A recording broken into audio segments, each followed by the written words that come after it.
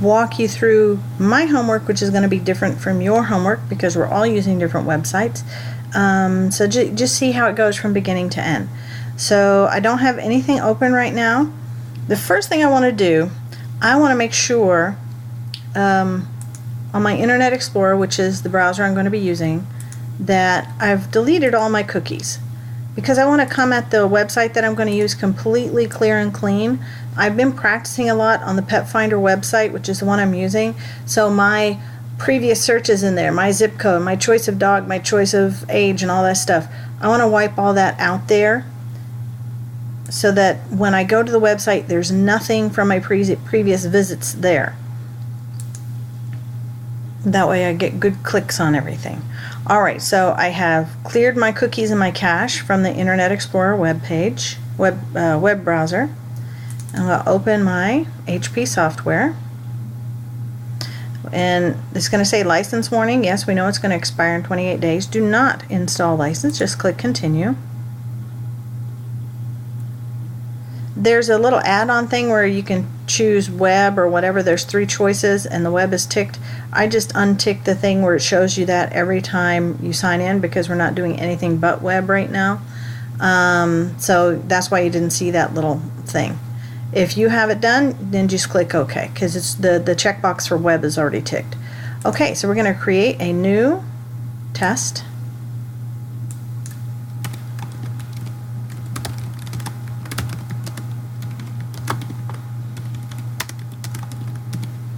Petfinder find a pet, and I'm going to create. Alright, now I'm ready to go. I'm ready to record. So click on the red button. You can also choose to record from up here. I just like using the icon. Because I have already done this several times, I did tell it to open the following address when a run session begins, petfinder.com, using Microsoft Internet Explorer. Don't need to mess with these.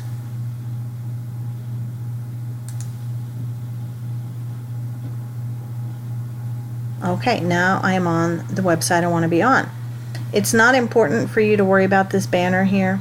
It doesn't mess up my test. Sometimes they might, I don't know. If a website has a whole bunch of pop-ups and all sorts of advertisements and these things, it might mess with your testing. I'm not sure. But I tried to choose one without too much junk on it. Okay, so as you see, I am on the petfinder.com website.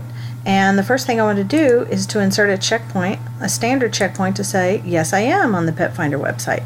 So because this is the finding a pet to adopt, I'm going to go ahead and select that as my first checkpoint.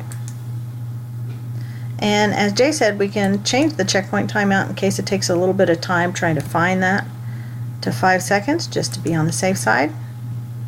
And now I'm going to go through my choices. Okay, my location. I want to get a dog. I want to do a pit bull.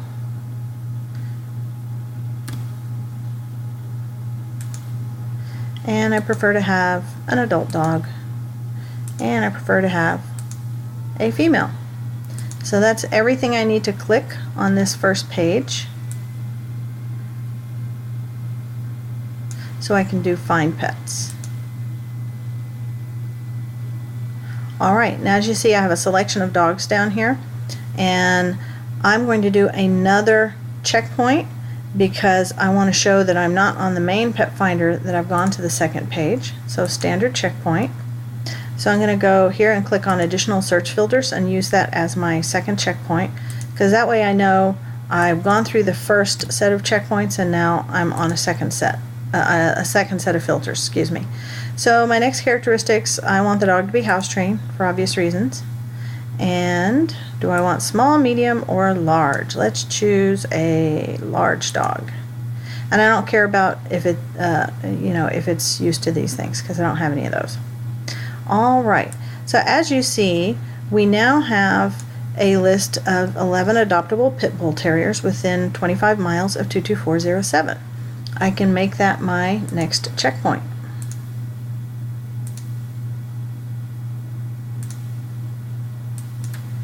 Just to show that it's doing what it is supposed to do. And I'm going to scroll down here, see if there's anything else I need to do. And I can now choose a dog. And what I want to do, instead of choosing a dog, because the dogs will change quite a lot, I'm going to click on Save Search, and then I'm going to make one more checkpoint, standard checkpoint, show that I reached the login screen, and then I'm going to end my test because I don't want to put any personal information here. And there you go. So as you see, I have 11 selections. My first checkpoint, second, third, and fourth checkpoint. So I have sufficient checkpoints, and I'm ready to run this. Now, what I want to do again is I want to go out and clear my browser. Why? Because if I close this and then the test opens it when it runs the test, this will already be in there, this will already be in there, this will already be in there, etc., etc., because it stores that stuff. It stores it, makes a cache of the information I put in the first time I visited the website. I don't want that. So I'm going to go Internet Options and delete cookies. Delete. Click OK. Now, when UFT opens up this website and runs this test, it's going to put everything in fresh, just as if I had never been there before. It's not something that Jay told us about, but that is something that can really, it can affect the way your test runs. So I'm going to run that. I'm going to save to the temporary folder, which is fine. It just overwrites whatever I've done before. Click Run, and then I take my hands off the keyboard and I let it do its thing. So far, so good.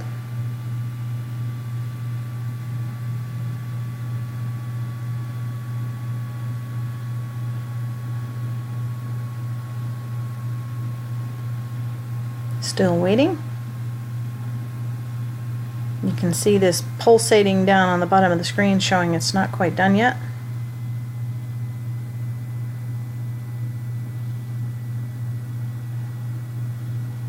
Ooh, I see green. I think it's done. And let's go ahead and kill this.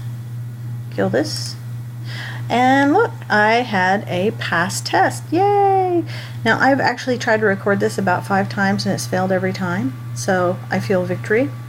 Okay, the next thing I want to do, I just want to view and expand all. And this shows everything that I did and where I went. Everything test. Everything went fine. And there's my pass. I'm going to close this screen. That's the executive summary.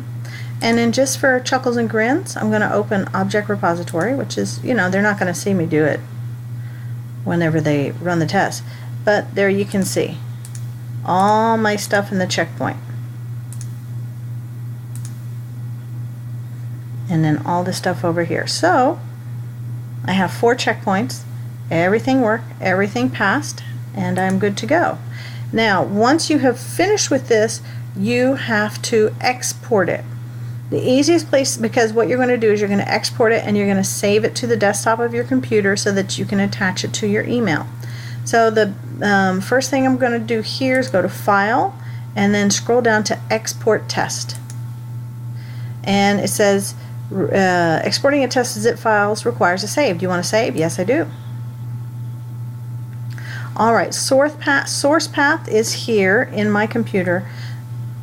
I don't want it to go back into the same folder. I want it to go to the desktop, so I'm going to change that. And because I've been here 14 times before, it says desktop. Homework 6 Petfinder test. It doesn't really matter. You know, they care about what's in the email subject heading for filtering, not what you name your stuff, as long as you have common sense and you name it something that's reasonable for what you're doing. Okay, now we have a zip file here. So it'll be very easy for me to attach that to my email address. Now, I want to make sure that it's gonna look good for them as it did for me, so I'm actually going to import this back into UFT and make sure that it works. But I want to get rid of anything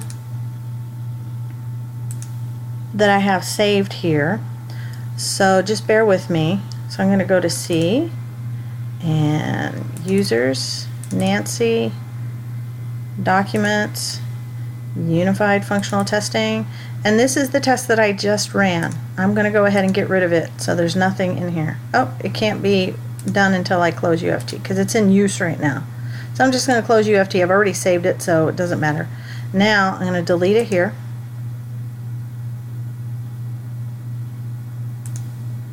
And now I have nothing saved. But I have it in a zip folder right here, so that's fine. All I want to do is I'm going to open UFT again. Oops, first I'm going to go in and once again clear my browser.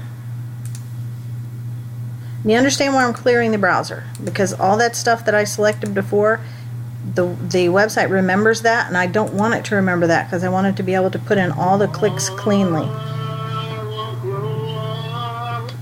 Seems like always a prayer comes whenever I'm doing this. Maybe that's a sign from Allah that I'm doing it right. So I'm going to open my software again, sorry.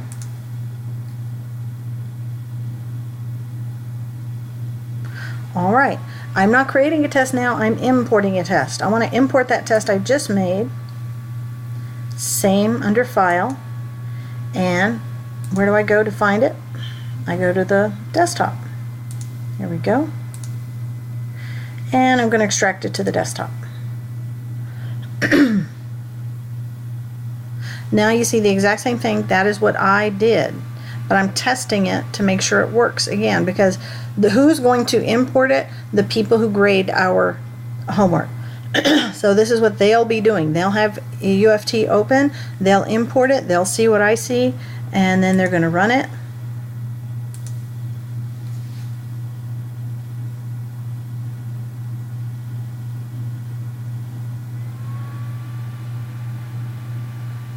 Here we go.